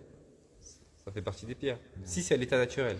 À partir du moment où ça a été modifié, on ne peut pas l'utiliser. Pareil, si c'est une pierre, mais on a mis de la peinture dessus, etc., c'est plus à l'état naturel, on ne peut pas l'utiliser. Hein. Ok. Ensuite, septièmement, faire immédiatement suivre l'ablution sèche par la prière. Ah, donc parmi les obligations, le fait, en fait, de faire l'ablution sèche au dernier moment, juste avant de faire la prière. Ok? L'ablution, normalement, je peux la faire quand je veux. Par exemple, le dhuhr est à 13h30, il est 11h, je fais mes ablutions maintenant et je mets l'intention que c'est l'ablution obligatoire. Je la fais maintenant, j'ai mes ablutions, je peux faire de la karat maintenant, lire le Coran, et quand vient la prière de dhuhr, je pourrais faire la prière de dhuhr avec cette ablution. Pour l'ablution sèche, ça n'est pas possible. L'ablution sèche, je ne peux la faire que juste avant la prière. Ok? Donc je dois vraiment, quand je fais l'ablution sèche, la faire suivre tout de suite par la prière. C'est clair? Et ça, c'est en lien un petit peu avec le point suivant, 8e, qui est le fait d'accomplir l'ablution sèche qu'une fois que le temps de la prière est entré. Ça veut dire que je ne peux pas faire l'ablution sèche avant l'entrée de l'heure de la prière. C'est clair? Je ne peux pas faire les ablutions sèches pour dhuhr alors qu'il est 11h. Je dois attendre que l'heure de la prière soit rentrée. Une fois que l'heure de la prière est entrée, je fais mon ablution sèche et tout de suite après, je fais la prière. C'est clair? Oui. Il n'est pas recommandé d'attendre la fin de l'heure pour qu'on cherche de l'eau. Comme ça. Alors, ça c'est... Si on espère, non? ça va venir juste après, ouais. Donc ça c'est... je vais l'expliquer juste après, dans le paragraphe suivant. C'est sur la fin. C'est bon? Oui. Une question serait venue, par exemple, là j'effectue une prière obligatoire et tout de suite après je vais utiliser le strat, je dois refaire les PM. Non. On a dit avant. Parce que tu veux faire une chose surrogatoire et tu le fais après une prière obligatoire. Tant que c'est après la prière obligatoire, c'est lié à la prière obligatoire, c'est bon. Et que tu es dans le temps de la prière obligatoire. Ensuite, donc ça ce sont les obligations. Il nous donne ensuite des précisions concernant le temps. Pour répondre à la question de... Je ne sais plus qui c'est qui a posé la question. Vas-y, tu lis le paragraphe. La personne qui espère trouver de l'eau doit retarder l'ablution sèche jusqu'à la fin du temps durant laquelle la prière peut être accomplie librement. Elle s'ablutionne à ce moment et prie. Si elle désespère d'en trouver, elle priera au début du temps de la prière. La personne qui ignore ou doute d'en trouver retardera l'ablution sèche jusqu'au milieu de ce temps et priera. Très bien. Donc, il y a 3 cas. Donc là, on a le cas on a 3 cas. On a 3 cas de figure. On a le cas de la personne qui espère trouver de l'eau. Elle espère véritablement trouver de l'eau. C'est une personne qui n'a pas d'eau, absence d'eau. Mais elle espère véritablement trouver de l'eau. Cette personne, on va lui dire, d'accord, alors tu retardes ton ablution jusqu'à la fin du temps, puisque peut-être que tu vas trouver de l'eau. Tu penses que tu vas en trouver. Ok? C'est le premier cas de figure. Le second cas de figure, c'est une personne qui est à 50-50. Elle doute. Peut-être je vais trouver de l'eau, peut-être je ne trouve pas d'eau. Pour cette personne, on va lui dire, très bien, tu patientes jusque le milieu du temps. Et si je ne trouve pas d'eau, tu fais des ablutions et tu pries. Ablution sèche et tu pries. Ok? Et le troisième cas de figure, c'est le cas de la personne qui désespère trouver de l'eau. Elle pense vraiment qu'elle ne trouvera pas d'eau. Alors cette personne, on lui dit, bah, tu n'as pas besoin d'attendre, au début du temps, tu fais l'ablution sèche et tu pries. C'est clair? Donc on a là 3 cas de figure. La personne qui espère fortement trouver de l'eau, la personne qui doute de trouver de l'eau et la personne qui désespère de trouver de l'eau. Pour celle qui espère fortement trouver de l'eau, on va lui dire patiente, tu feras l'ablution sèche à la fin du temps si tu ne trouves pas d'eau. Pour la personne qui doute, 50-50, on va lui dire patiente, tu feras l'ablution sèche au milieu du temps si jamais tu n'as toujours pas trouvé d'eau. Et pour la personne qui désespère vraiment trouver de l'eau, on va lui dire bah, ça ne sert à rien d'attendre, si tu désespères, c'est peu probable, fais les ablutions sèches maintenant et prie, puisqu'il est recommandé de prier au début du temps. Est-ce que c'est clair? Voilà très simplement ce que nous enseigne ce paragraphe.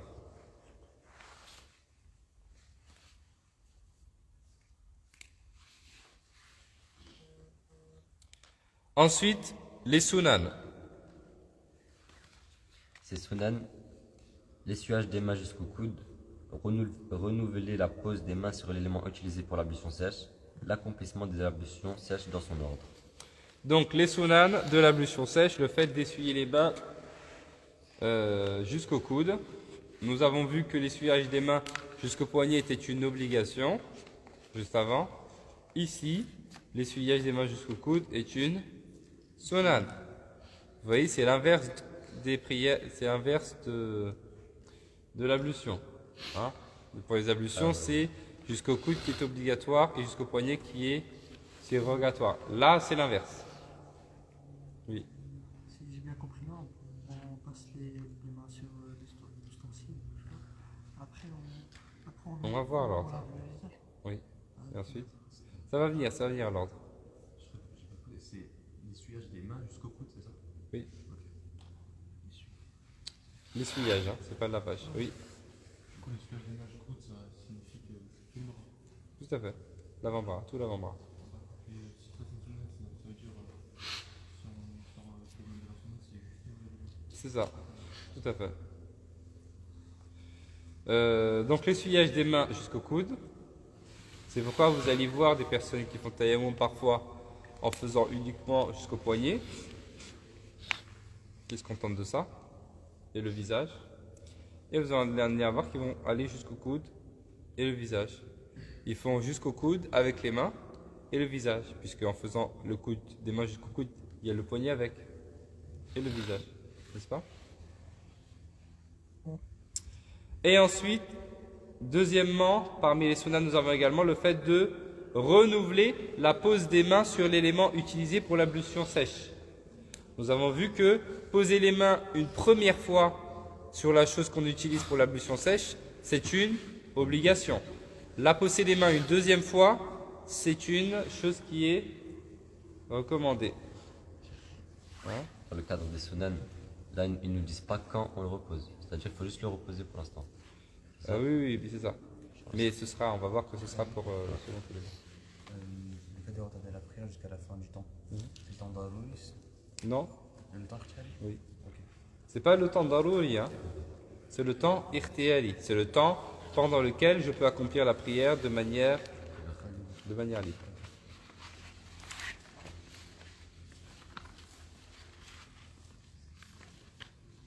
C'est bon? Et ensuite, donc, troisièmement, l'accomplissement de l'ablution sèche dans son ordre. Quel est son ordre? D'abord les mains C'est l'ordre que l'on retrouve, non? dans l'ablution normale. Non? Ah bon? Dans le Coran. Ah ouais. فإن لم تجدوا ماء فتيمموا صعيدا طيبا فامسحوا بوجوهكم وأيديكم منه. Donc d'abord le visage et ensuite les mains. C'est l'ordre que l'on retrouve dans le verset. C'est quel verset? C'est le même verset, monsieur. Hein. Ah ouais, c'est la suite. Le même verset, Surat al-Maïda, vous l'avez appris. يا أيها الذين آمنوا إذا قمتم إلى الصلاة فاغسلوا وجوهكم وأيديكم إلى المرافق وامسحوا برؤوسكم وأرجلكم إلى الكعبين وإن كنتم جنبا فاطهروا وإن كنتم مرضى أو على سفر أو جاء أحد منكم من الغائط أو لامستم النساء فلم تجدوا ماء فتيمموا صعيدا طيبا فامسحوا بوجوهكم وأيديكم. Donc c'est le verset 6 de la sourate 5, sourate al-Ma'ida. Donc dans ce verset, vous avez, je ne sais pas d'ailleurs si c'est le même verset ou si c'est le verset suivant. En tout cas, vous avez donc là l'ablution, les obligations de l'ablution et vous avez le tayammum. Donc, fatayammamu, faites l'ablution sèche. Sa'idan tayyiban, donc d'un élément qui sort de la terre qui est pur. Famsahu bi wujuhikum wa aydikum, lavez vos visages et vos mains.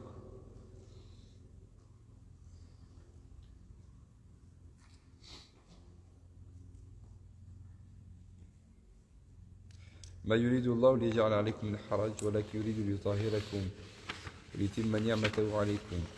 Allah ne veut pas par cela vous mettre dans l'étroitesse, mais il veut vous purifier, simplement.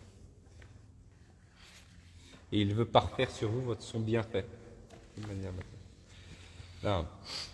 Donc, le voici, c'est ça l'ordre. Donc, on pose les mains, on fait le visage, et on repose les mains, et on fait les mains. Voilà. Par contre, si je me contente de poser les mains, de faire le visage et les mains jusqu'au poignet, c'est bon, j'ai fait l'obligation. Mais, comme on est musulman et qu'on suit le prophète sallam, on applique la sunna du prophète sallam. Si je demandé. Voilà.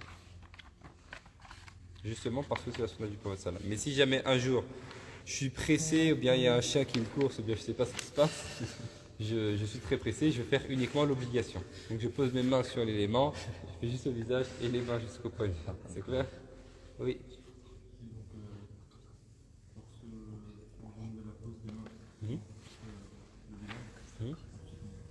On repose les mains sur la pierre et on fait les mains.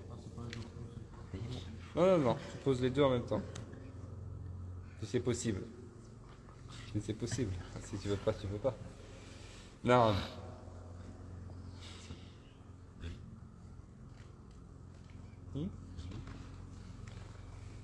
Oui. Attendez. Je crois que j'ai une vidéo de Oussed, un de nos profs de l'époque.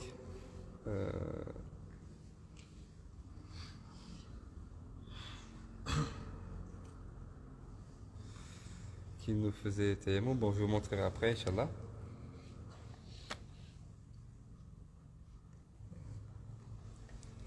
Tfaddal. Ces actes méritoires. Prononcer le nom d'Allah. Commencer par essuyer le dos des doigts de la main droite en allant jusqu'au coude. Puis essuyer le côté intérieur en remontant jusqu'au bout des doigts. Puis faire la même chose avec la main gauche. Donc, ensuite, nous avons les actes méritoires. Donc, obligation, un cran en dessous, sunnah, un cran en dessous, acte méritoire. Parmi les actes méritoires, bien évidemment, le fait de prononcer le nom d'Allah, comme dit le prophète sallam dans le hadith, kullu amrin bibal, toute chose qui a une certaine importance, qui n'est pas débutée par la mention d'Allah, c'est une chose qui est incomplète. Donc, on commence toujours en mentionnant Allah subhanahu wa ta'ala en disant Bismillah. Second acte méritoire, c'est le fait, en ce qui concerne l'essuyage de la main jusqu'au coude, c'est la manière de faire. La manière de faire fait partie des actes méritoires. Quelle est cette manière de faire? Eh bien, il nous dit, commençons par essuyer le dos des doigts de la main droite. Donc j'ai ma main comme ceci. Et il me dit, je vais commencer par essuyer le dos de la main, des doigts de la main droite, en allant jusqu'au coude. Puis, donc je vais jusqu'au coude de cette manière-là. Essuyer le côté intérieur, donc je fais une rotation. Et je vais faire la même chose jusqu'au bout des doigts. Ok, et puis je vais passer ensuite entre les doigts des mains. Très simplement. Et ensuite, je fais la même chose du côté droit. C'est la même chose. Ok. C'est ce qu'on appelle al-wasful hamid. C'est la bonne manière de faire. Al-wasfu, c'est quoi al-wasfu? C'est la bonne al-wasfa. C'est que ça veut dire quoi wasfa? Hein? Recette. Non, c'est pas ça. Oui, c'est... Dans le sens. Voilà, c'est dans le même sens. En fait, c'est la description. Voilà, c'est la description. L'wasf, c'est la description. Donc, l'wasf al-hamid, al-hamid, c'est la description louée, entre guillemets. Donc, c'est la bonne description. La description agréée, la bonne manière de faire. Oui. J'ai pas compris la différence entre les actes méritoires et les sunnah. Ça rentre pas dans... Les actes méritoires sont aussi des sunan, mais sont un cran en dessous des sunan. C'est-à-dire que dans la sunna, il y a plusieurs degrés. Il y a plusieurs degrés dans la sunna. Il y a des choses qui ont plus d'importance que d'autres, très simplement. Ça rentre dans le cadre de la recommandation. Oui, c'est ça, c'est de la recommandation. La personne qui le fait est récompensée, la personne qui ne le fait pas n'est pas sanctionnée. C'est ça. Oui. Ce qui est le passage de la main sur le visage, lorsqu'on veut faire le passage, on peut le faire juste avec une main, Non, c'est avec les deux mains. les deux mains obligatoires. C'est pas partie de l'obligation, mais c'est la bonne manière de faire. Comme dans les petites ablutions. C'est pour ça que j'ai cherché la vidéo du chef. Bismillah.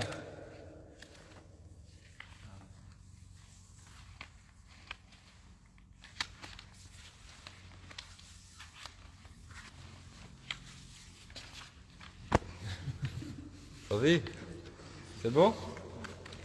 Alors certains entrent dans les détails, certains disent qu'il faut passer aussi avec le petit doigt entre les doigts. Ok. Alors après il y a encore des détails, ok. Bon, c'est pas la peine qu'on rentre dans les détails. Après on verra. Certains disent on utilise juste une partie des 3 doigts, ok, pour aller en bas. Et ensuite, on utilisera l'autre partie du doigt pour faire de l'autre côté. Et tout ça, ce sont des détails. C'est pas la peine qu'on rentre dedans, oui. Oui, donc il y a plusieurs manières de faire. Soit avec l'auriculaire, ou bien avec l'index, entre l'index et le pouce. Mais, ce que je vous ai montré en résumé. Inch'Allah. Si j'arrive à retrouver la vidéo de Oustad Nani, je vais vous l'envoyer.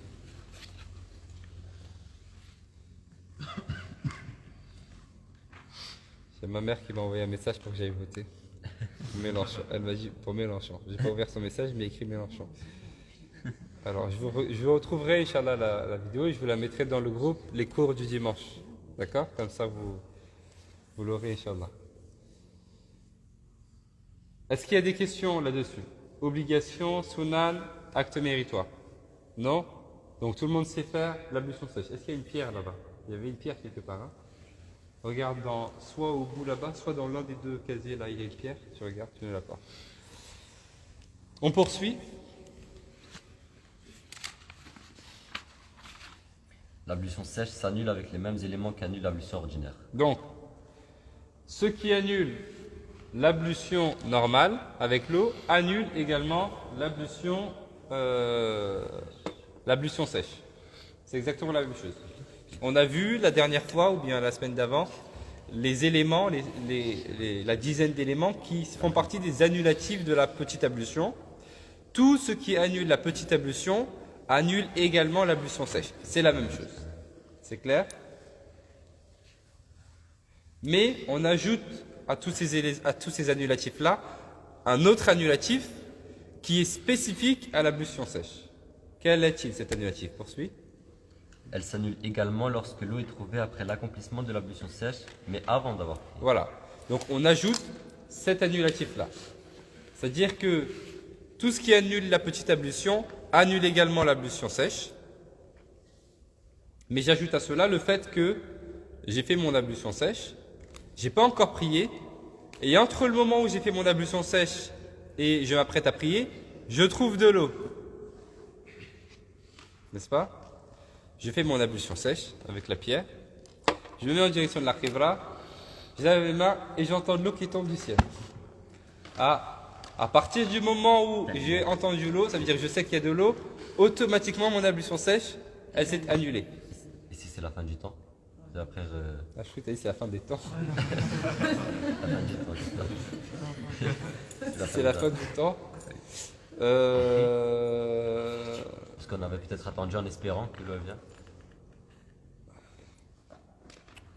Ben, si on a attendu, alors il faudrait le faire, je pense. J'ai une question. Sinon, on a attendu pour rien. Alors attends, Je fais rien. je suis à la fin du temps, Oui. n'est-ce pas? Et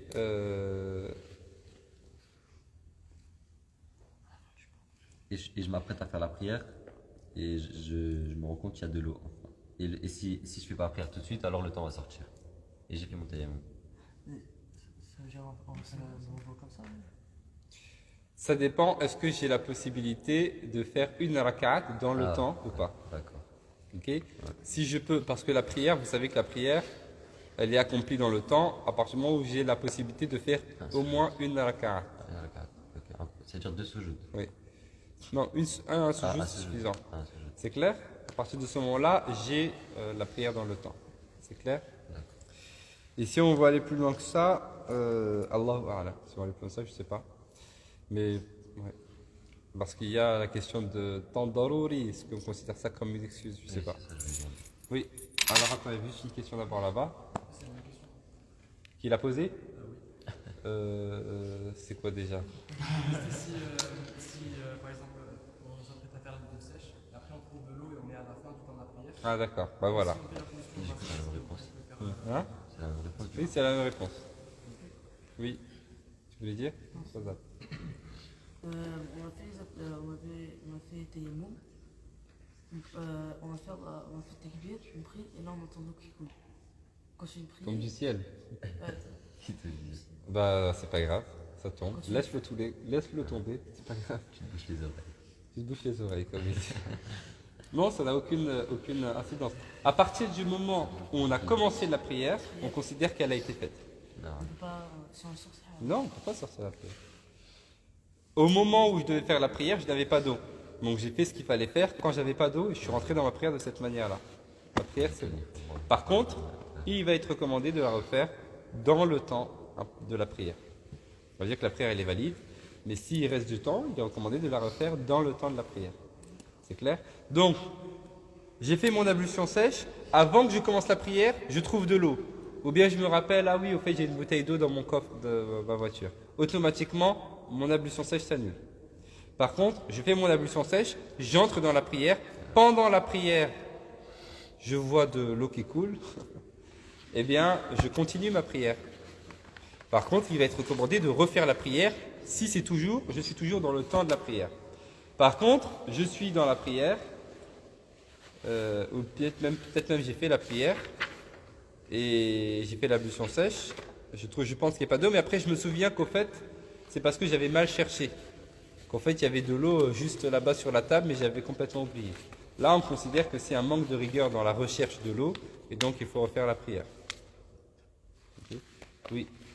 Et si on n'a pas d'ustensile pour attraper l'eau, enfin, je sais pas comment dire. Oui. Bah on fait comme ça, directement avec la pluie. Oui, tu peux. Pourquoi? Ah Qu'est-ce oui, qui t'empêche de le faire? Pour faire la bouche. Tu peux faire les ablutions, tu fais les ablutions. Oui, t'as pas besoin. Oui. Si je fais le tayammum et après je fais la prière, Oui. et après je fais encore le temps, et je fais la prière. Oui, tu peux refaire la prière. Si, c'est pas obligatoire, mais c'est une recommandation. La prière est valide parce que tu as fait ce qu'il fallait faire au moment où tu devais faire la prière, mais il est recommandé de la refaire, effectivement. Oui. Est-ce qu'on peut vraiment faire le hajj ou la religion pour ceux qui sont malades? Oui, bien sûr. Pour tawaf, par exemple. Tawaf, parmi les conditions du tawaf, donc tawaf, c'est les circumambulations, les 7 tours autour de la Kaaba. Parmi les conditions du tawaf, il y a le fait d'être en état de pureté. Donc si je ne peux pas utiliser l'eau, je fais tayammum, bien sûr. Sans problème. C'est bon? On poursuit? En revanche, si l'eau est trouvée après la prière, alors on ne refait pas cette dernière. Sauf la personne qui avait délaissé l'eau par crainte d'un voleur ou d'un lion, par exemple. Voilà. Chacun ses Donc prières. il nous dit, je ne refais pas la prière si je trouve l'eau après la prière, parce que la prière elle a été faite comme il le fallait, sauf dans le cas où cette crainte a été levée. Et c'est sa prière est quand même valide. Donc il l'a fait de manière recommandée, comme j'ai expliqué. Oui? Mais si, comme vous avez dit, il est un voleur après la crainte, mais il n'est plus dans les temps, Non. Dans le temps. Retenez que lorsque les fuqaha lorsque les fuqaha vous disent qu'il faut refaire la prière dans son temps, ça veut dire que la prière est valide. C'est recommandé de la refaire. Si vous disent il faut absolument refaire la prière, ça veut dire que la prière est invalide.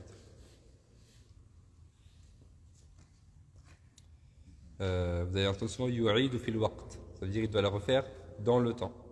Yu'idu fil waqt, ça veut dire que la prière elle est valide.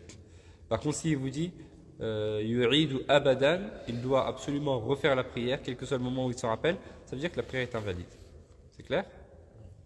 Naam. C'est bon? J'avais une question. Oui. Si la personne elle retrouve de l'eau, mais par négligence, comme vous avez dit, par ignorance, et que du coup vous avez dit que. Elle doit la refaire obligatoirement. Exactement. Du coup, même si le temps de prière est sorti, et qu'elle a déjà fait la prière avec Tayammum. Oui, même si le temps de prière est sorti. Même si le temps de la prière est sorti et qu'elle a fait avec Tayammum, elle doit refaire la prière. Parce que c'est un manque de rigueur dans la recherche, c'est comme si elle ne l'avait pas cherché. Naam. La personne qui espérait trouver de l'eau et qui a pris au début du temps de la prière, ainsi que celle qui est malade et qui n'avait personne pour lui verser l'eau, referont la prière s'ils sont toujours dans le temps durant lequel elle peut être accomplie librement.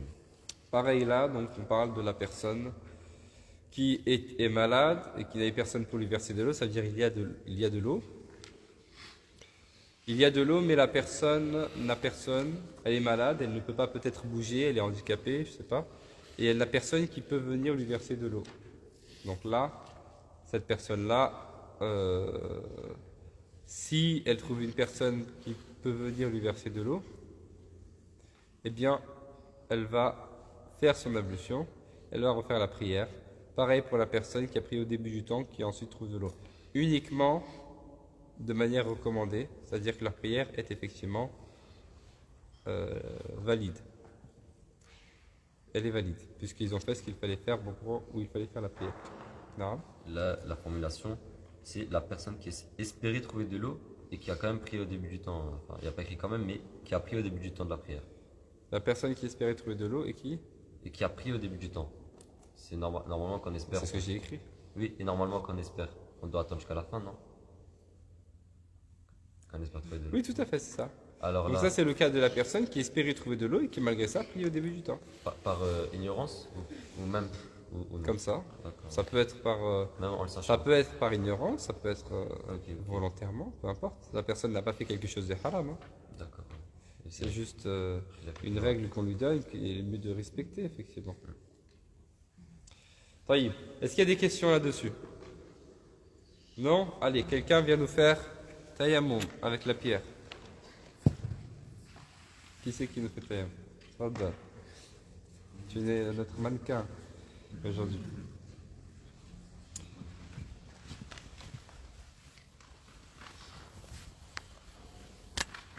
On va te filmer. Je sais que c'est pas la peine, mais j'aime bien le faire. Alors on va te filmer.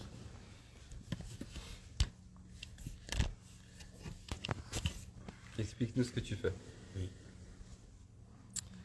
On voit pas la pierre. C'est pas grave.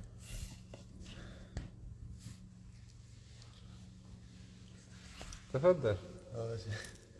Donc on met d'abord l'intention de faire un tayammum.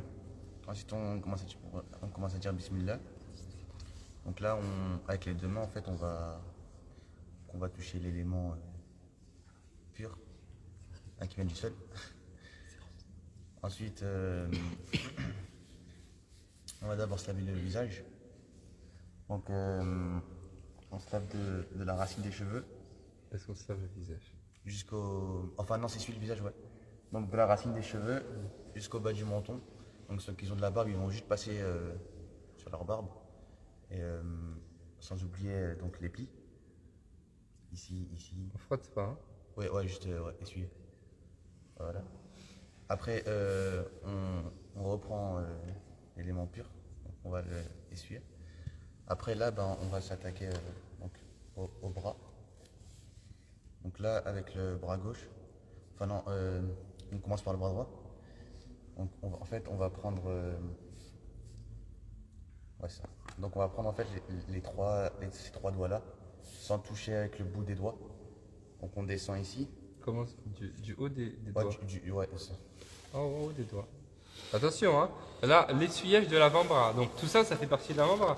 Si je commence là, mon ablution, elle n'est pas valide, elle n'est pas complète. Hein. Ok. Donc du haut des doigts, donc on descend avec les trois doigts là. Ensuite on fait une rotation. Et en fait avec les deux doigts qu'on n'avait pas utilisés, on va passer là-dessus. Ici comme ça.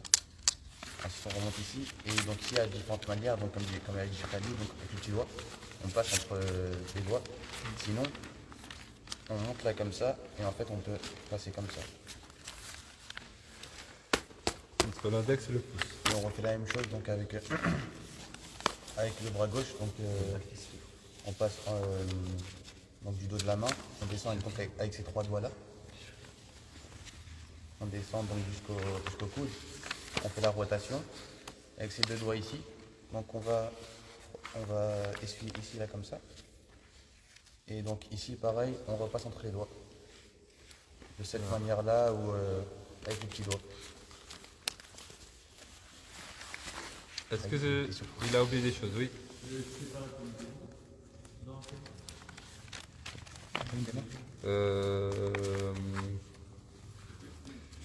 Si, mais là on n'est pas dans le lavage.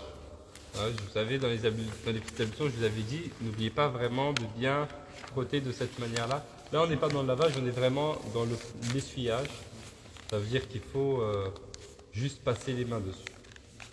Ok? Et donc là, il le fait quand il fait ça, il a fait le dos. Et quand il fait la rotation, il revient, il passe aussi dessus. Non, c'est pas sur le côté. Attention, il faut que toute la surface de l'avant-bras soit touchée. Hein. Non. Parce que c'est vrai que tu as fait une petite rotation avec ton bras. Ouais. Quand tu l'as tourné, il était sur le côté. Tu as remarqué. Ah, ouais. Est-ce qu'il y a d'autres choses à dire?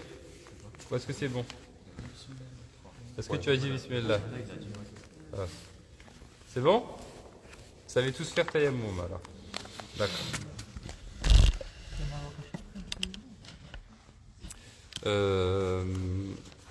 Non, pas à ma connaissance en tout cas. Allahu a'lam. La vocation pour les ablutions elle est connue.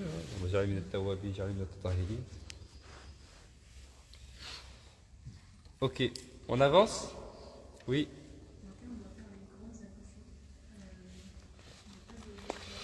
C'est la même chose.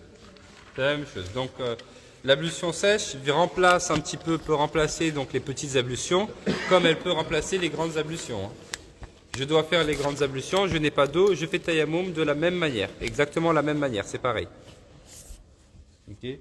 Comme l'ablution sèche peut remplacer donc les petites ablutions, elle peut aussi remplacer les grandes ablutions, de la même manière. Ok, on avance. Il est 11h45, ok. Alors, on va juste commencer la prière et on va passer à l'Akhdari. Donc, vous avez vu, ça va vite, hein. Ça, c'est vraiment résumé, le fiqh. C'est pourquoi on l'a choisi. On va aller vite, Inch'Allah. Nous en arrivons donc au chapitre sur la prière. La prière a des conditions, la prière a des sunan. La prière a des actes également méritoires, a des actes détestables. On commence donc par voir les conditions de la prière. Shurut. Les conditions se divisent en trois. Il y a des conditions de la validité, et puis il y a des conditions de l'obligation, et puis il y a des conditions de validité et obligation. Donc il y a des conditions qui sont des conditions de la validité, shurutu sihha, et puis il y a des conditions qui sont des conditions de l'obligation, shurut al-wujub, et il y a des conditions qui sont à la fois des conditions de la validité et en même temps des conditions de l'obligation, shurut al-sihha ou al-wujub. Les deux. Là, ce que nous avons, quand il dit ces conditions sont, ce sont les conditions de la validité, uniquement. Ok. Les conditions de l'obligation, donc les conditions de la validité qu'on a là, ce sont les conditions qui font que la prière va être valide. Ce sont des éléments qui sont nécessaires pour que la prière soit valide. Quant aux conditions de l'obligation que nous n'avons pas ici, ce sont les choses qui font que la prière soit obligatoire. Ce sont des conditions pour que la prière soit obligatoire. C'est-à-dire si on n'a pas ces conditions-là, la prière n'est pas obligatoire. Comme le fait d'être musulman. Comme le fait d'être mukallaf, d'être pubère, d'être doué de raison, etc. Et puis il y a des choses qui sont des conditions de la validité et en même temps des conditions de l'obligation, comme le fait que l'heure de la prière soit arrivée. Si l'heure de la prière est arrivée, est-ce que la prière est obligatoire? Si l'heure de la prière n'est pas encore arrivée, est-ce que la prière est obligatoire? Non. Ben non, puisque c'est pas encore là. Je dis Ryan, va faire Dhuhr. Je dis mais c'est pas l'heure du Dhuhr, pourquoi je vais faire Dhuhr? Il est 8h du matin. C'est clair? Mais en même temps, s'il fait le Dhuhr maintenant, est-ce que sa prière sera valide de Dhuhr? Je lui dis Ryan va faire Dhuhr, c'est l'heure, à 13h30. Il me dit mais j'ai déjà fait Dhuhr à 11h. Et je dis c'est pas possible. D'accord? Donc, l'entrée de l'heure, c'est à la fois une condition de la validité, ça veut dire que si on le fait avant, la prière n'est pas valide, mais c'est aussi une condition de l'obligation. Ça veut dire que si l'heure n'est pas encore là, c'est pas obligatoire. Clair? Une condition plus quoi? Une condition de l'obligation plus une condition de la validité. Donc ces conditions de la validité sont, bismillah, Ces conditions sont l'orientation en direction de la Qibla, direction de la Mecque, donc là, vas-y lis les 4. couvrir la nudité, la purification du vêtement, du corps et de l'endroit, être en état de pureté rituelle. Donc nous avons premièrement l'orientation en direction de la Qibla, en direction de la Mecque. Oui. Il y a pas un degré des deux. Comment? Il n'y a pas comment dire un degré, genre si on décale un peu à droite, ça fait. Si, tout à fait. Justement. Donc là, il me dit, le frère, il y a un degré d'erreur. C'est-à-dire que si je ne suis pas exactement dans la direction exacte de la Mecque, hein, puisque ce qui m'est demandé, c'est de me mettre au point le plus court entre l'endroit où je suis et la Kaaba. C'est ce qui m'est demandé pour la prière. Je choisis le segment, si vous voulez, le plus court entre l'endroit où je suis et la Mecque. Donc, il faut que ce soit direct. C'est ce qui m'est demandé. Mais si je ne suis pas exactement sur ce segment-là, et que je dévie un petit peu vers la droite ou un petit peu vers la gauche, c'est pas très grave. Tant que je ne tourne pas le dos à la Qibla, à la Kaaba. Ça veut dire, comme je dis, donc on a un cercle de 360 degrés. Tant que je suis dans 180 degrés, on peut dire que la prière elle est valide. Il y a certains fuqaha pour lesquels non, pour lesquels si je dévie un peu trop, ma prière elle est invalide. Mais on peut dire voilà, tant que je suis dans 180 degrés, ma prière elle est valide. C'est clair? Oui. Sur le côté. Oui. Question. Tant que je ne tourne pas le dos. Et si on n'a pas la bouffée pour la direction de la Kaaba Oui. et on est dans le désert, on doit faire la prière. On fait comment? On demande aux gens. Et s'il n'y a pas de gens? Tu réfléchis.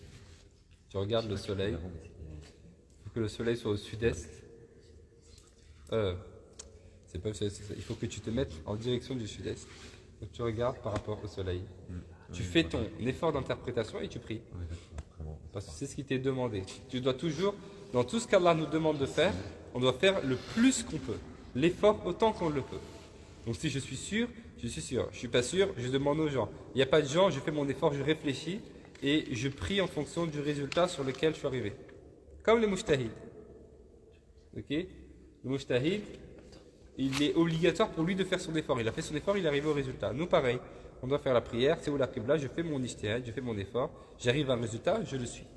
Si c'est un bon résultat, j'ai 2 récompenses. Si c'est un mauvais résultat, j'ai 1 récompense. C'est clair? Parce que je suis obligé de le faire. Voilà pour la qibla. Donc si on trouve une personne qui est un petit peu, qui dévie un petit peu à droite, un petit peu à gauche, et pas exactement dans la direction de la qibla, il ne faut pas aller la pousser pendant la prière. Hein. On la laisse finir sa prière, et ensuite on lui dit, écoute, si tu pries comme ça, c'est mieux parce que c'est comme ça la direction de la qibla. C'est clair? Oui. Tfaddal.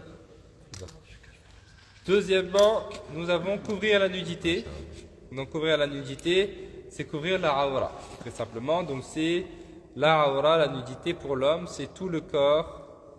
Non, c'est l'espace qui est compris entre le nombril et les genoux exclus pour l'homme. Donc il doit toujours, pas que pendant la prière, avoir cette partie du corps qui est couverte entre le nombril et les genoux exclus. Et pour la femme, c'est tout le corps, sauf le visage et les mains. Donc elle doit toujours avoir, en présence de personnes étrangères bien sûr, tout le corps couvert, sauf le visage et les mains. C'est clair? Ça, c'est la awra de manière générale. Ensuite, il y a aussi ce qu'on appelle la awra al-mughallada, donc c'est la awra lourde. Hein? Ça c'est comment on dit? Mughallada. Ça c'est la lourde que tu parlais, celle entre. D'accord. Non. Ah, Ça, c'est la awra légère. ouais. Mukhafafa, tout le temps. Après, il y a la awra, parce que. Bon, concentrez-vous avec moi. La nudité, ce que j'évoque là, pour l'homme, couvrir entre le nombril et les genoux. C'est la awra légère. Mais si ces endroits-là se découvrent pour l'homme pendant la prière, sa prière ne s'annule pas pour autant.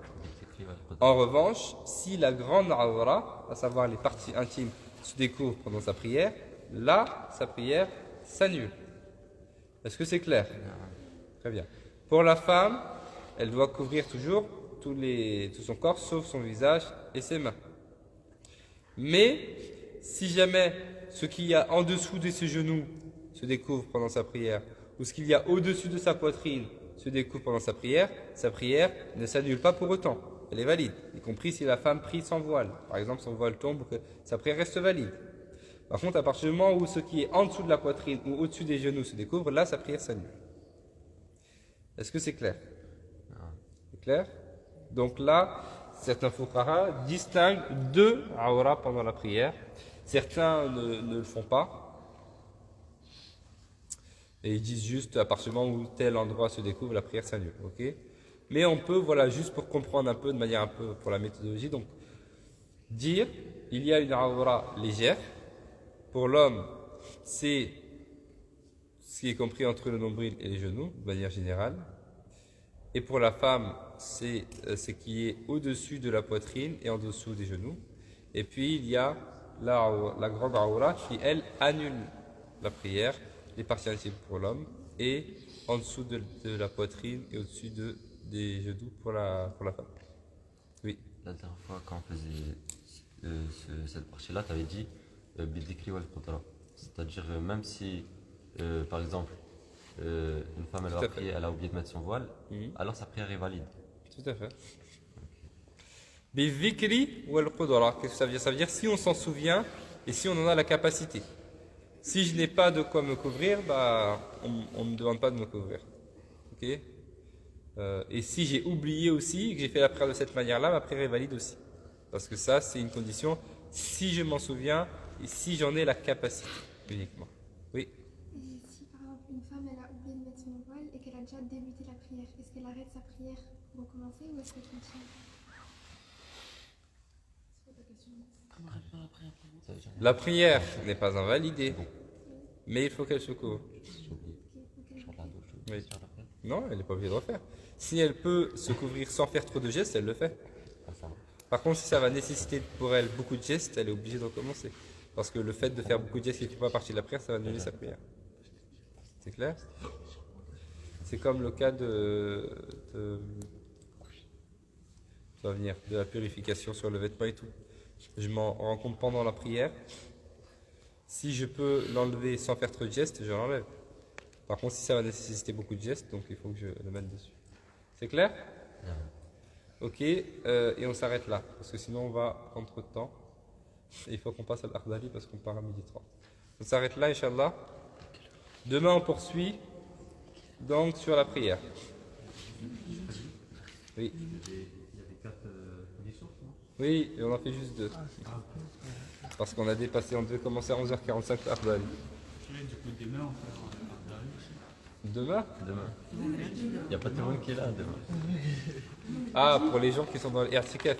Non, non, faut pas pénaliser les autres. Donc, non. Ce sera Mohamed Neige qui viendra vous faire Tassar Tilawa.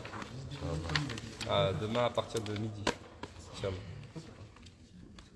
La correction de la récitation, la correction de votre tajwid, etc. D'accord? On continuera dimanche prochain, Inch'Allah. Inch'Allah. C'est bon? Oui. سبحانك اللهم وبحمدك نشهد ان لا اله الا انت نستغفرك ونتوب اليك اللهم صل وسلم وبارك على سيدنا محمد وعلى اله وصحبه اجمعين الحمد لله رب العالمين. On prend directement l'Akhdari, on enchaîne.